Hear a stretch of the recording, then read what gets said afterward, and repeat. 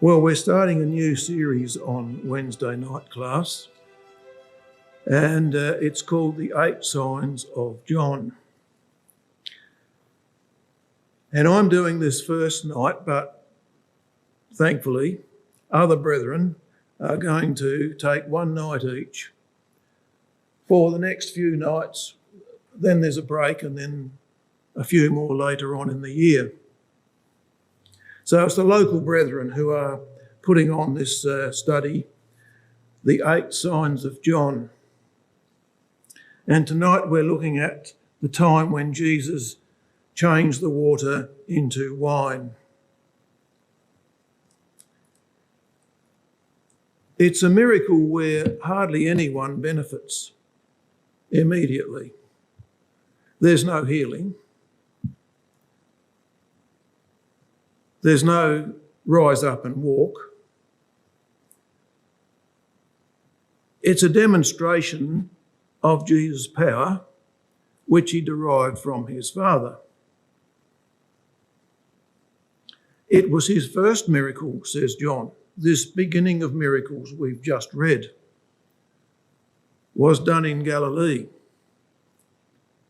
And as I've done a lot of reading behind the scenes on this subject, and one writer said it was the beginning of the end for Jesus. After this miracle, he was committed to his ministry, to complete it and go forward to his hour, which was yet to come. So it was the beginning of so much in the Lord's life.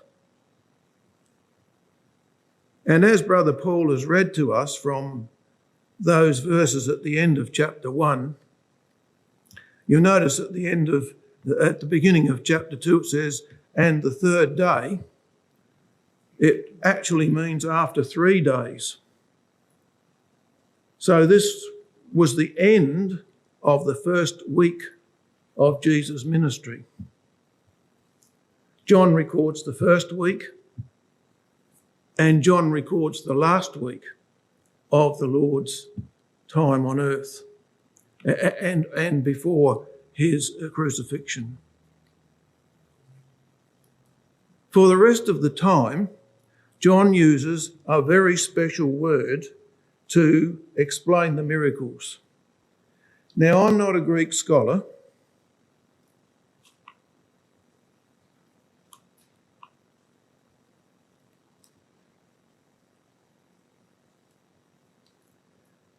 but I feel that it is necessary at this point to explain the Greek words used in John's Gospel.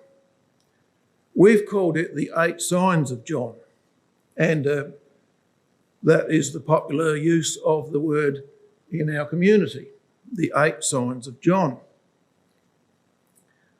And so we look at the Greek words. These are the words that John uses for miracle.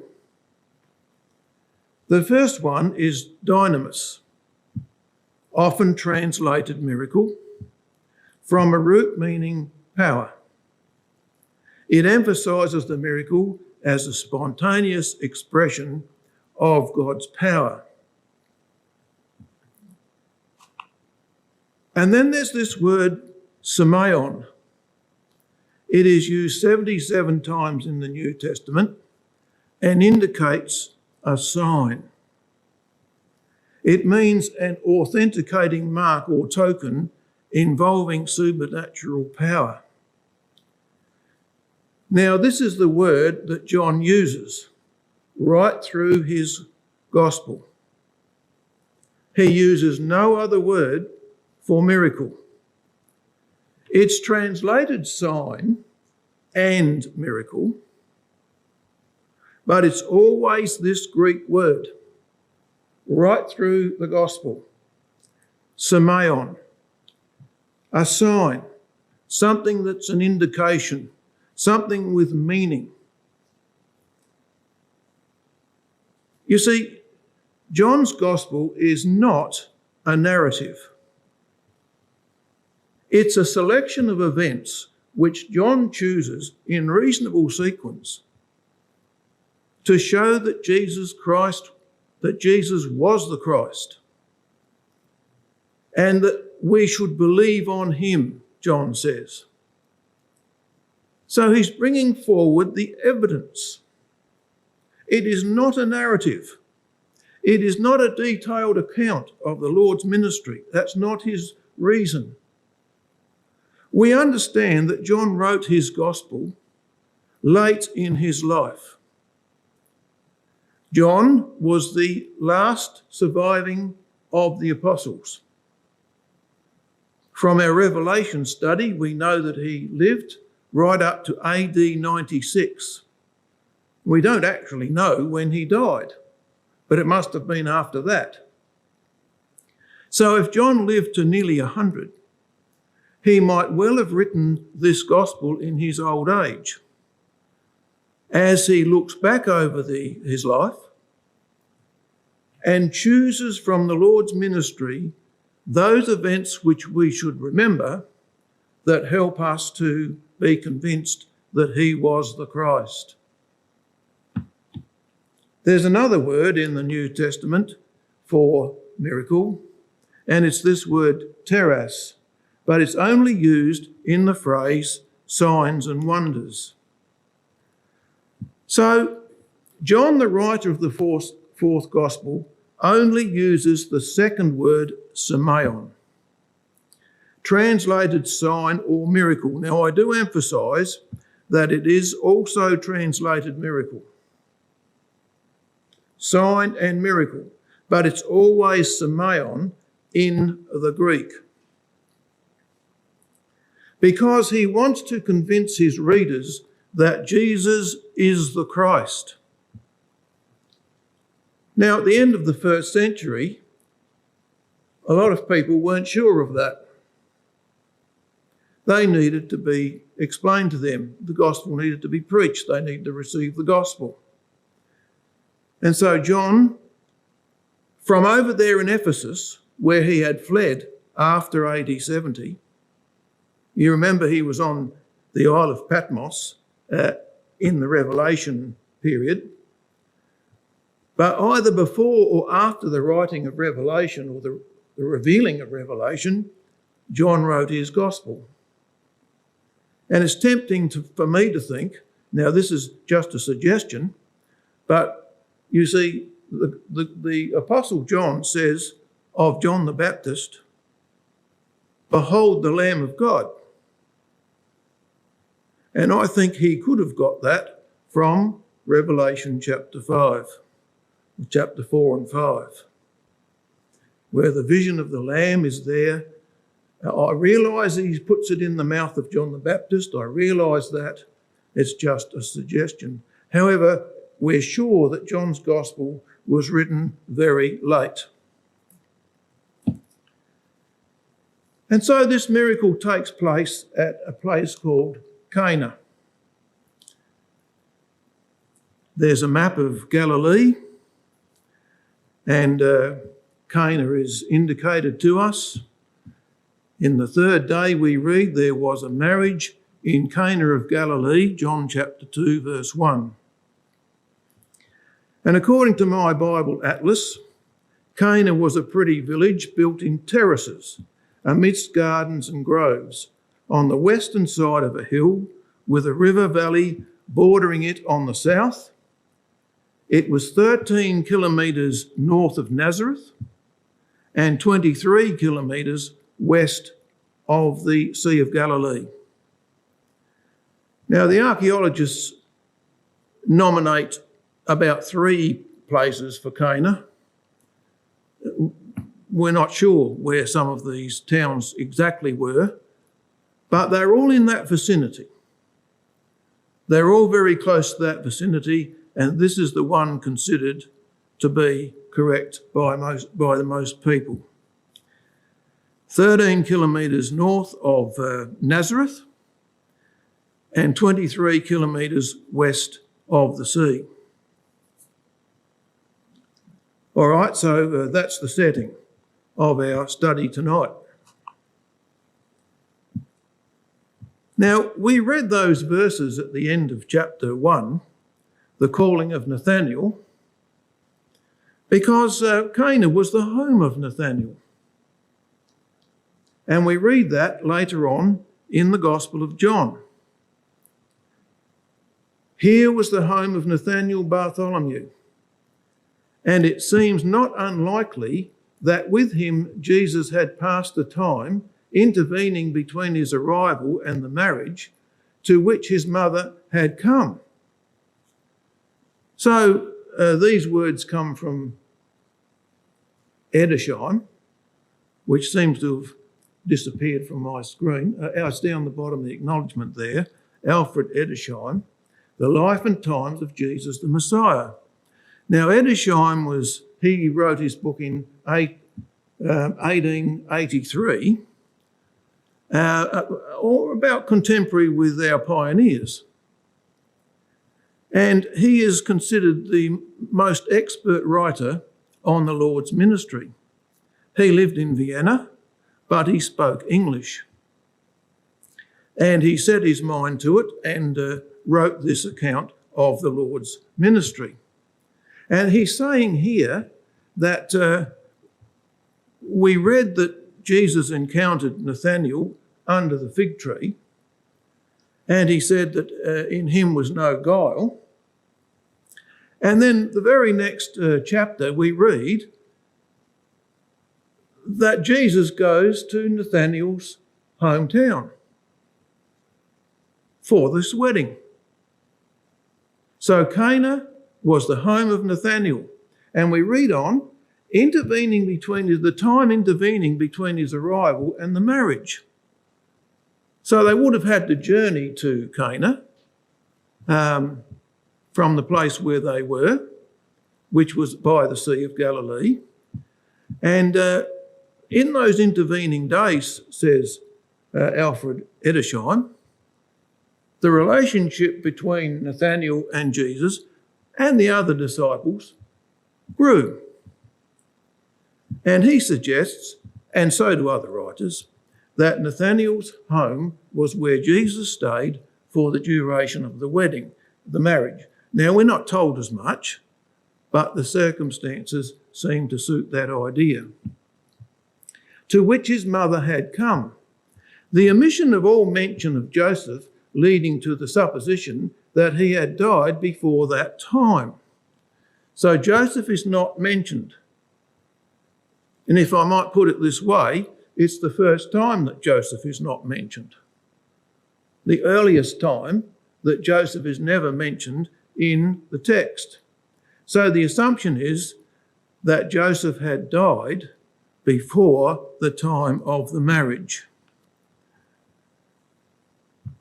The inquiry that had brought Jesus to Cana seems almost worse than idle, remembering what had passed between him and Nathanael and what was to happen in the first sign, which was to manifest his glory.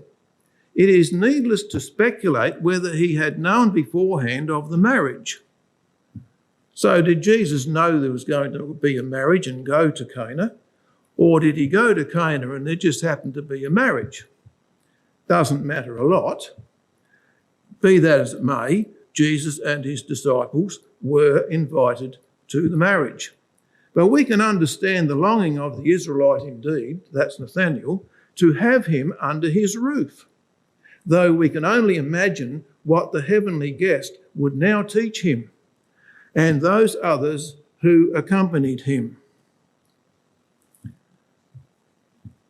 All right then, the wedding guests. And the mother of Jesus was there. The mother of Jesus was there. All right.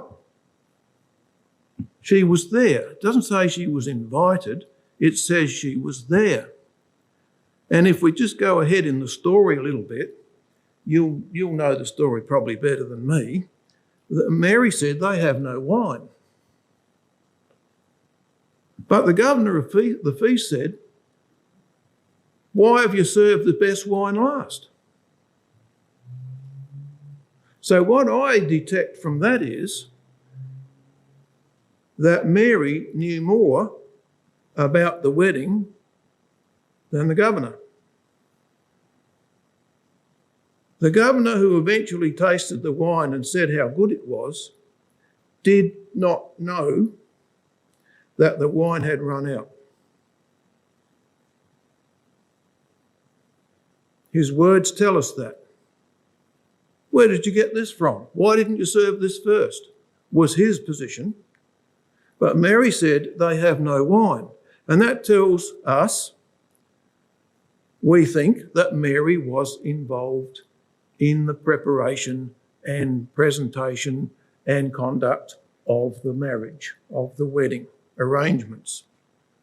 Perhaps it was a friend of the family, a relation of Mary's. And remember that Mary lived in Nazareth, 13 kilometres to the south. So the mother of Jesus was there, we read in chapter 2, verse 1. This is John's first reference to Jesus' mother. The first reference. And you notice that he says, the mother of Jesus. There's only one other reference at the foot of the cross to Mary in the whole of John's Gospel. And do you know? He doesn't call her Mary then either. He says, and his mother was there. And Mary, the wife of Cleopas, and Mary Magdalene at the foot of the cross. So he doesn't call his mother Mary anywhere in John's account. He uses this phrase, the mother of Jesus. And this is the first reference. And there's only the one other. She is always called the mother of Jesus by John and never Mary. She must have had mysterious memories of Jesus' birth at 12 years and now 30. Now, this is where a number of writers wax eloquent about Mary's position, the mother of Jesus. She must have reflected upon her life, upon the birth of her son Jesus, about the events when he turned 12. And remember, that's the only one reported to us. And then when he turned 30, and what Mary's expectations were, given the words of the angel to her at the birth. And you know, for all of Mary's life up until now, she had difficulty convincing people that her son was the Son of God. Who would believe that? But now, with this sign that we're considering, Mary could breathe a sigh of relief, so to speak.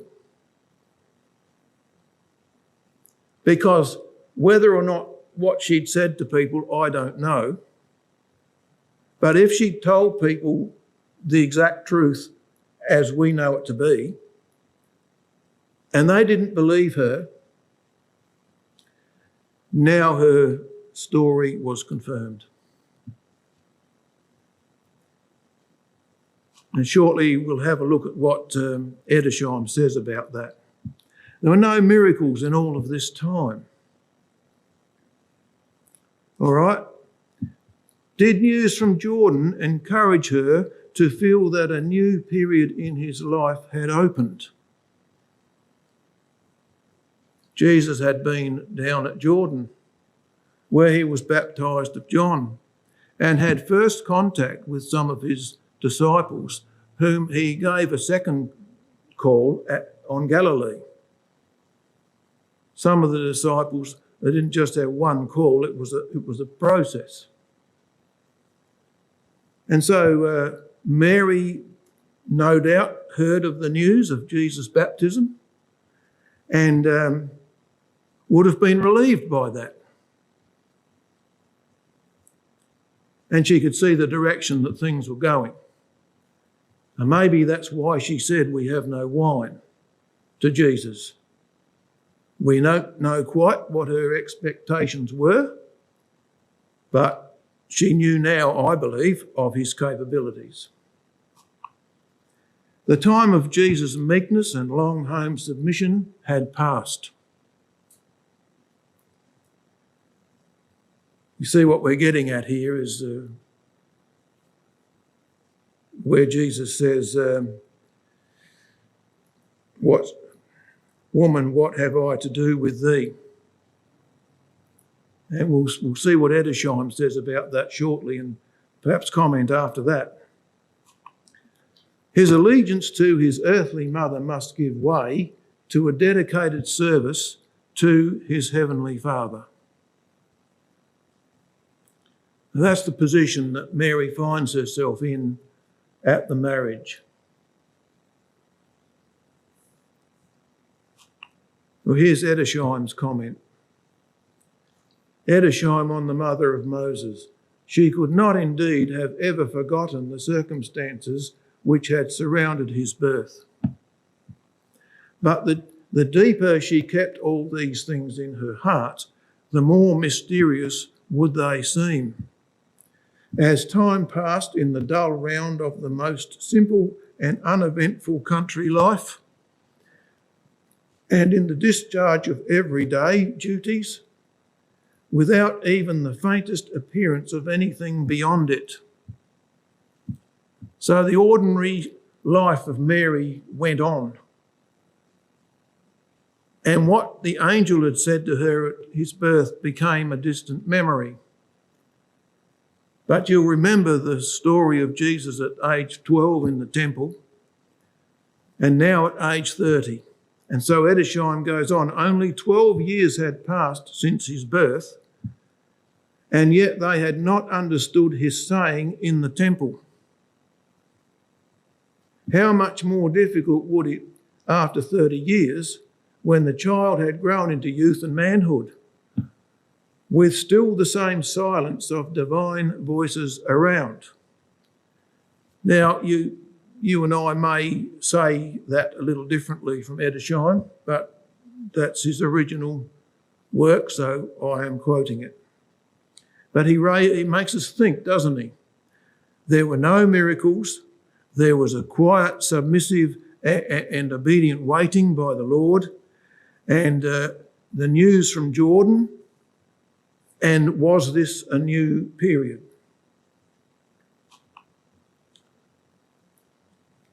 Although we have no absolute certainty of it, we have the strongest internal reasons for believing that Jesus had done no miracles these 30 years. Well, I don't think we'd argue with that. In the home at Nazareth, but lived the life of quiet submission and obedient waiting. That was the then part of his work. It may indeed have been that Mary knew of what had passed at Jordan, and that when she saw him returning with his disciples, who assuredly would make no secret of their convictions, whatever these may have conveyed to outsiders, she felt that a new period in his life had opened. But what was there in all this to suggest such a miracle? Was Mary asking for a miracle? Perhaps or perhaps not. And if it had been suggested, why not ask for it in express terms? If it was to be the commencement, certainly in strangely incongruous circumstances, of a royal manifestation. So that's Edersheim's comment on the position of the mother of Jesus at the time. Mary had learned to rely upon Jesus if Joseph had been deceased for some time. He was the head of the family and helped her in her duties. I'm filling in gaps here, I realise. We're not told, are we? We're not told what happened, but it would seem that Jesus was more or less the head of the house in the wake of the death of his father Joseph. And so Mary turned to Jesus, and expected the usual response that he would solve the problem. So the wedding guests. Now, here are the list of disciples who attended the wedding. From John chapter 1, we read that Andrew and Simon Peter, later called Cephas, well, he was called Cephas at the very time actually, who were brothers of Bethsaida. And Bethsaida is shown to you on the map. Philip was also of Bethsaida. And you know the story of John chapter 1. The disciples were disciples of John, the Baptist, and he passed them over to Jesus. He said, "Behold the Lamb of God," and they were persuaded to follow him. And then there's Nathanael of Cana in Galilee. Now, we're told that he's of Cana in John chapter 21, verse 2. We're not told here in chapter 2. When Jesus showed himself again to the disciples at the Sea of Tiberias, he is called Nathanael by John, but Bartholomew by Matthew, Mark, and Luke. So he's called Nathanael. According to Matthew 4 and Mark 1, Simon, Peter, Andrew, James, and John were called by the Sea of Galilee after Jesus returned from Jordan. Now, I've read in the Works of the Truth that there were 5 disciples present at the wedding in Cana. Well, I can count either 4 or 6, because there were 4 disciples came from John chapter 1 and 2 more from Matthew chapter 4. But we're not told their names anywhere. As to the wedding, we're not told their names. We're told that the disciples of Jesus were there.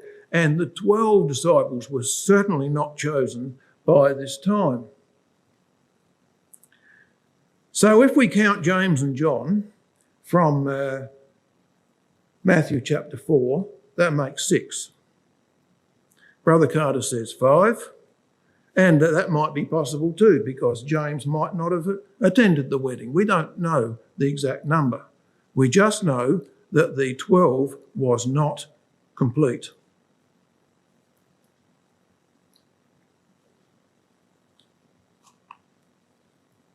Now, this is what happened at a Jewish marriage. And once again, we're indebted to Alfred Edersheim. And I'd like to say that any other reading I've done on this topic seems to go back to Edersheim each time. The sequence of ideas is very similar. So I think that our authors have this is the beginning, the starting point. So that's why I'm using Edersheim tonight. Now, a Jewish wedding went something like this.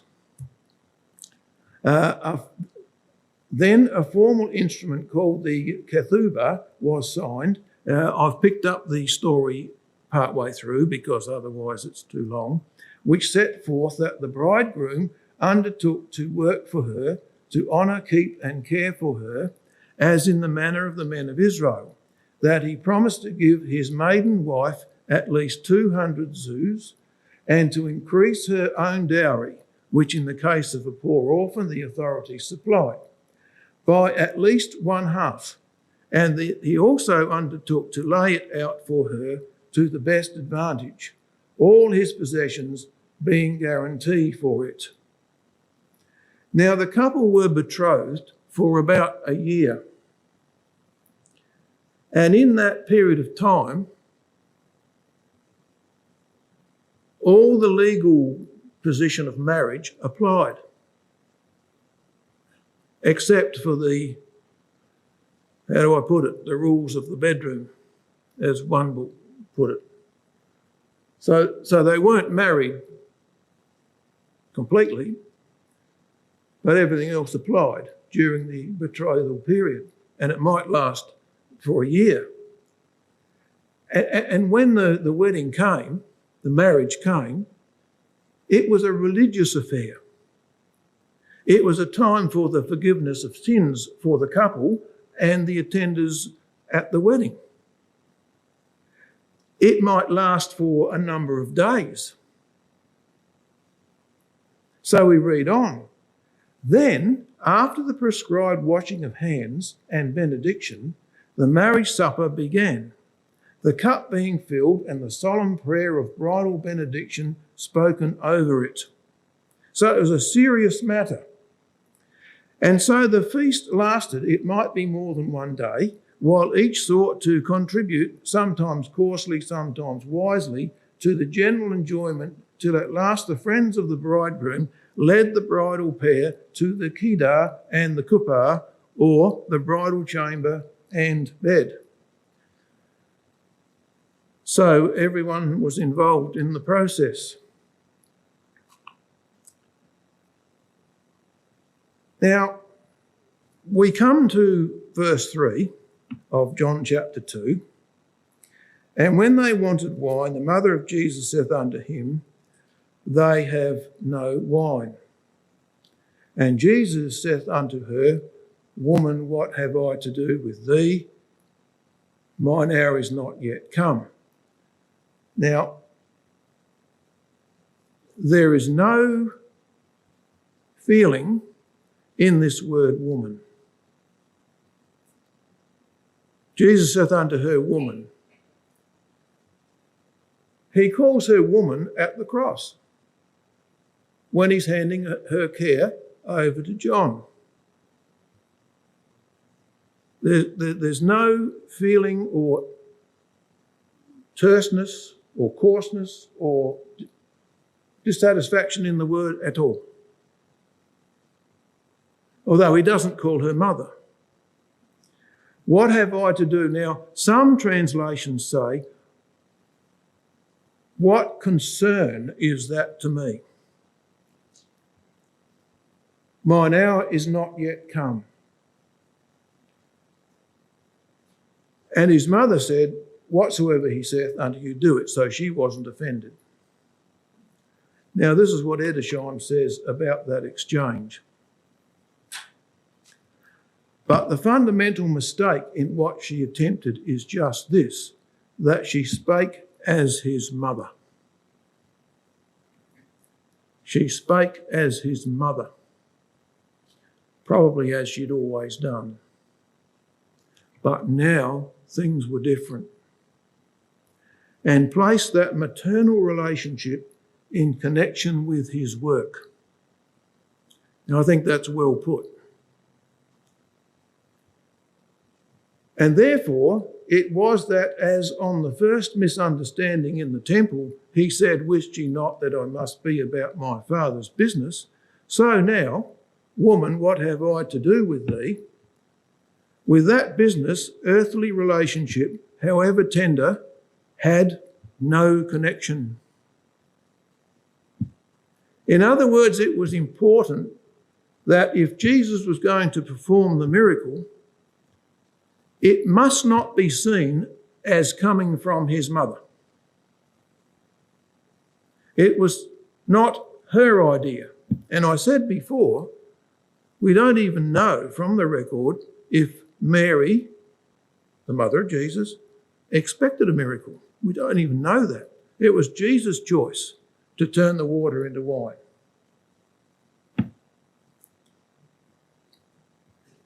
As in his manifestation in the temple, so in this, the first manifestation of his glory, the finger that pointed to his hour was not and could not be that of an earthly parent, but of his Father in heaven. There was, in truth, a twofold relationship in that life, of which none other but the Christ could have preserved the harmony. I cannot add to those words.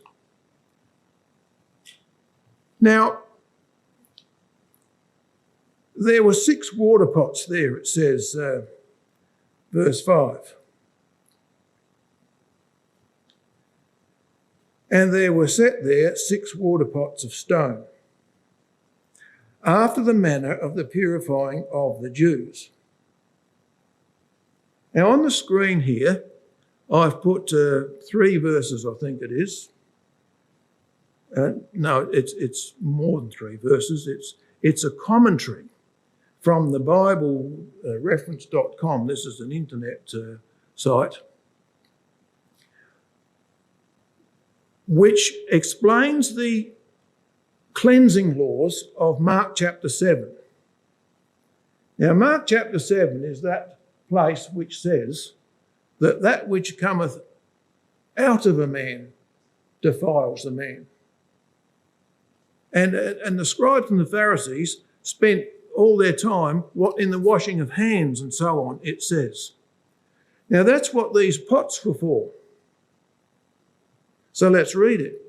Mark 7 verses 3 to 4 is a parenthetical comment to explain Jewish tradition to Mark's Gentile audience. You see, the Gentiles wouldn't know about this, so Mark explains it. The scribes from Jerusalem have joined the local Pharisees in questioning why Jesus' disciples don't ceremonially wash before they eat. Now, this is not at the marriage, but it is in Galilee later on. The ESV says the Pharisees wash their hands properly. The word can mean with a clenched hand or up to the elbow or fist. Tradition is that as water is precious, a handful is taken with a loosely clenched fist so that the water can run through the fingers and cover the back of the other hand. They don't immerse and scrub their hands. The act is ceremonial but thorough. The Mosaic law states that priests must wash their hands and feet before approaching the altar. I think we know that. The Old Testament scribes, now this is significant, the Old Testament scribes had a habit of taking ceremonial law meant for priests and Levites and transforming that law into extra scriptural regulations for lay people. So the priest has to wash his hands and feet before he goes into the tabernacle. You have to wash your hands before you partake of a meal. That was the extension of the law of Moses, which the scribes and Pharisees did in a multitude of cases. It's interesting that in Leviticus chapter 15, if there was a vessel that was unclean, a clay vessel which was unclean, you couldn't wash it. It had to be broken. It had to be broken. So these Jews made their pots out of stone. Typical of the times, wasn't it? Then they don't have to break it because the Lord didn't say so.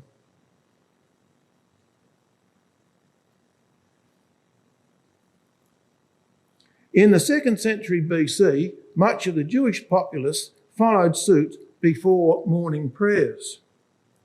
And so they were obsessed with the washing of hands for ceremonial purposes. We read that these water pots contain 2 or 3 firkins apiece. Now, according to most authorities, the firkin or metrates in the Greek held 40 litres. So just imagine 40 litres if you can. A bucket holds 10 litres. 4 buckets holds 40 litres. If we take 2 or 3 to mean 2.5, then each water pot contained about 100 litres. That's a fair bit of water. And remember that this water would have to be fetched from the local well. Couldn't turn the tap on. And 6 water pots would be 600 litres. Well, I could work that out. And then it says there something strange which I perhaps shouldn't have written. We would do better to view some. Like that. 6 water pots. Collections by Galleries, the Israel Museum, Jerusalem.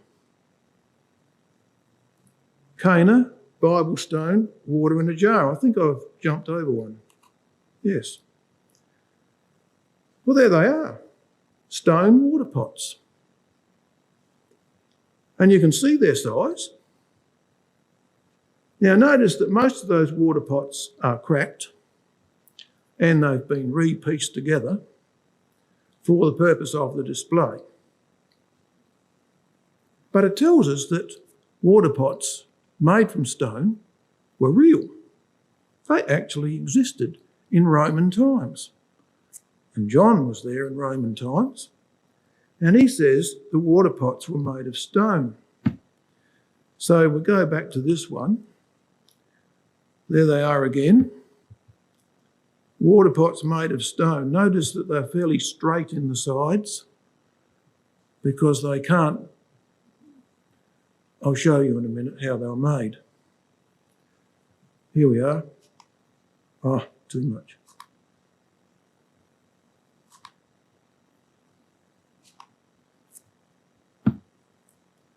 They take a block of stone and they take a core out like that.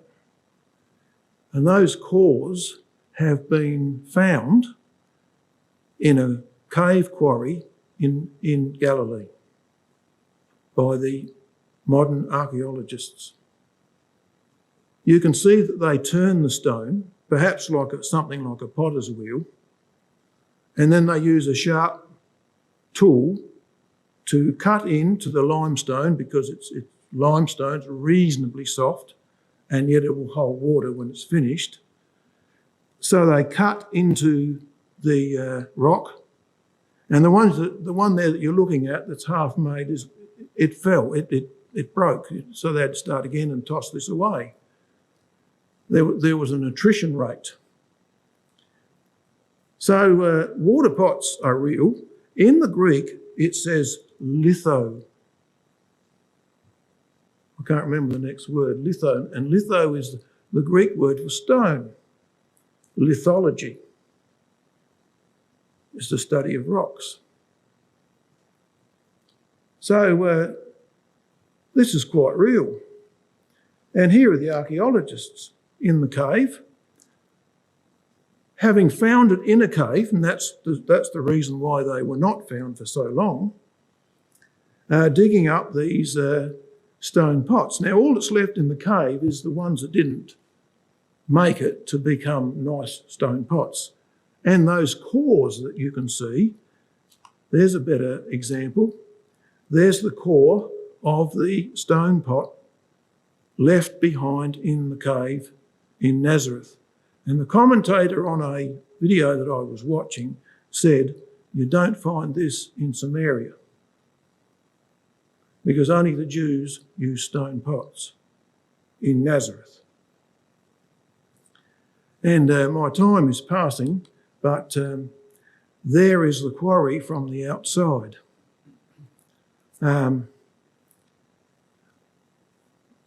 Where do the Stone Age and the time of Jesus meet?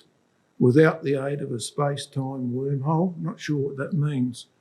At the Galilean site of Elno Amittai, near Nazareth, in northern Israel, where archaeologists discovered a 2,000-year-old quarry and workshop that produced stone vessels. Well, I think that's amazing. So there were 6 stone pots.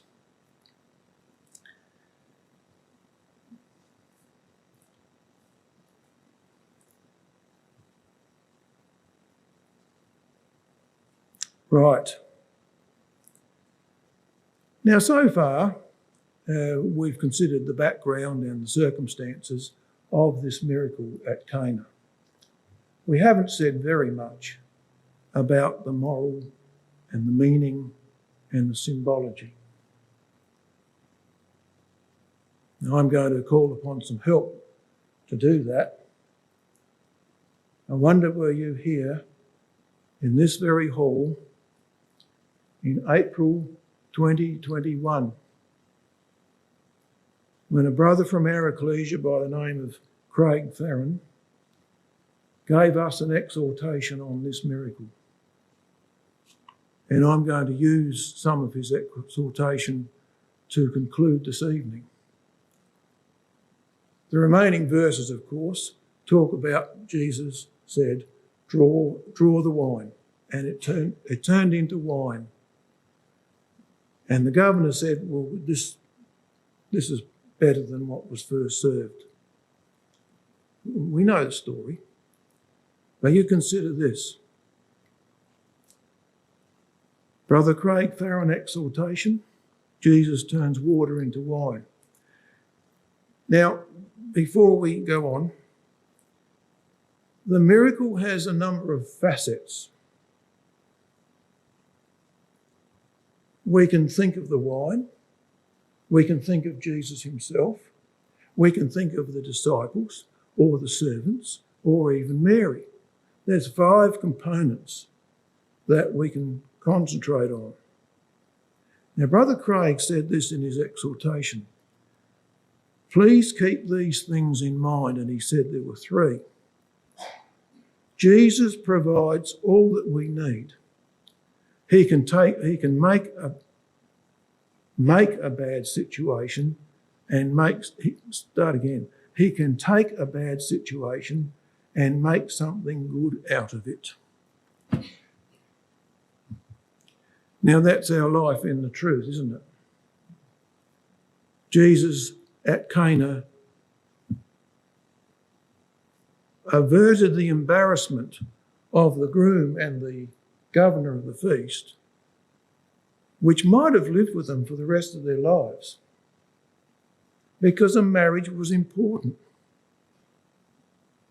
albeit the ritual and so on was important. Point 2, believe in the messenger as well as the message.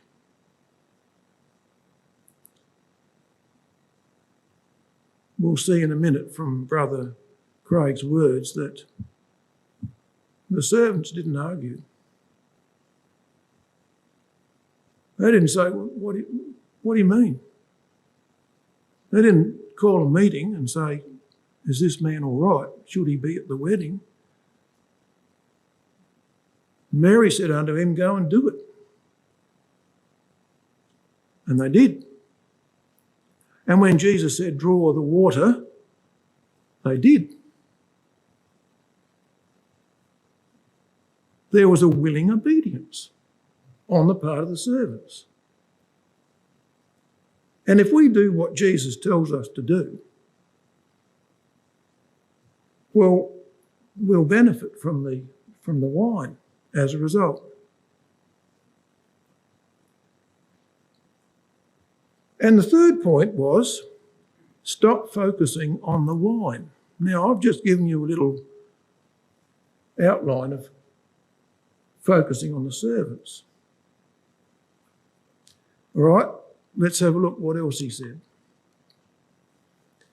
These miracles of Jesus are written that you may believe that Jesus is the Christ, the Son of God, and that believing you may have life in his name, basically just describes what the new wine is. The best wine that came out. It's having life in Jesus' name. It became something different. That's what we all need him to do for us. We are an ecclesia of pots. We're dirty. We're filled to the brim with sin. But Jesus can transform us into something beautiful.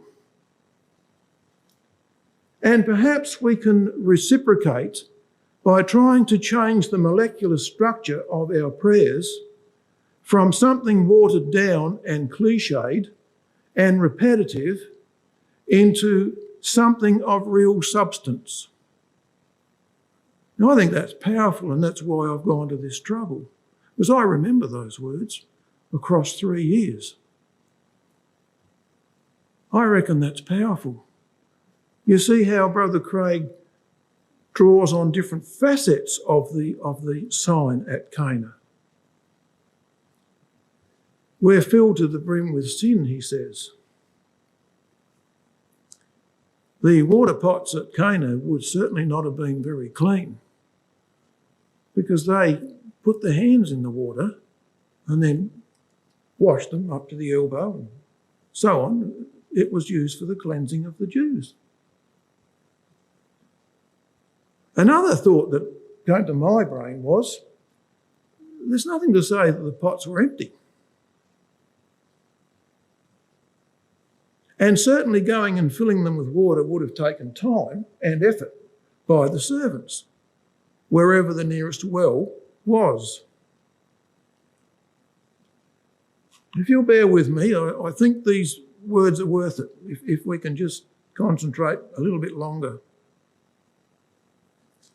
The groom did make the best decision anyone could make. He invited Jesus to the wedding. Have we invited him into our lives?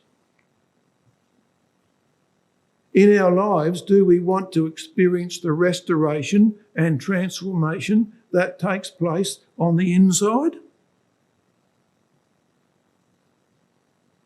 That changes the content of this dirty pot into something fit for a king? Well, if we do, we have to invite Jesus in. It's easy to get caught up in rituals or to be distracted by a pretty packaging. It's easy for us to work on doing good things and saying right words, but put on a Christ-like exterior when we're really filled with filthy water. Sorry, that's what he said. And I think he's right, in my case. Not a single guest at the wedding did anything to make the wine. Not a thing. Not one picked the grapes. No one trampled them. No one strained them or bottled them. But they all enjoyed the result. And the same is true for us today. We can be clean on the outside, we can do and say the right things and put on a good exterior, but that won't make us good enough for salvation. In Matthew 25, the parable of the talents, in verse 23 it says, "Well done, good and faithful servant," just like the servants at the wedding. You have been faithful over a few things, filling pots with water and taking a cup of it to the master. I will make you ruler over many things. Enter into the joy of your Lord. They are able to celebrate with the rest of the party. They were able to celebrate with the rest of the party, knowing how close it came to failure. Is that you and me, brothers and sisters? How close do we come to failure? And who transformed it into success? I think that's a sign. That's the sign part of the miracle. I'd just like to say that I have Brother Craig's permission to use his words. I asked for his help, because I remember that exhortation. I won't tell you how I got the exact words, but they are the exact words from 3 years ago. We mentioned that the servants would have to go to a well. Jesus said unto them, fill the water pots with water, and they filled them to the brim. Right to the brim. Generosity, you see. No holding back. Jesus Christ will provide for us with the cup running over. Draw out now and bear unto the governor and of the feast, and they bear it. And then we know what happened. The water turned into wine. And this beginning of miracles did Jesus in Cana of Galilee, and manifested forth his glory, and his disciples believed on him. I've just got one last passage, brothers and sisters. Treasure in earthen vessels. Now, we've talked about servants, we've talked about glory, and we've talked about power. Now, I don't know if the Apostle Paul has the wedding at Cana in mind. I suggest he doesn't, actually. But look at what he says about those three aspects of our Lord and of our relationship to him. For we preach not ourselves, says the Apostle Paul, but Christ Jesus the Lord, and ourselves your servants for Jesus' sake. The servants were obedient without a word, willingly obedient, without a complaint. For God, who commanded the light to shine out of darkness, hath shined in our hearts to give the light of the knowledge of the glory of God. John said, and manifest forth his glory, verse 11. In the face of Jesus Christ. But we have this treasure in earthen vessels, that the excellency of the power of may be of God, and not of us.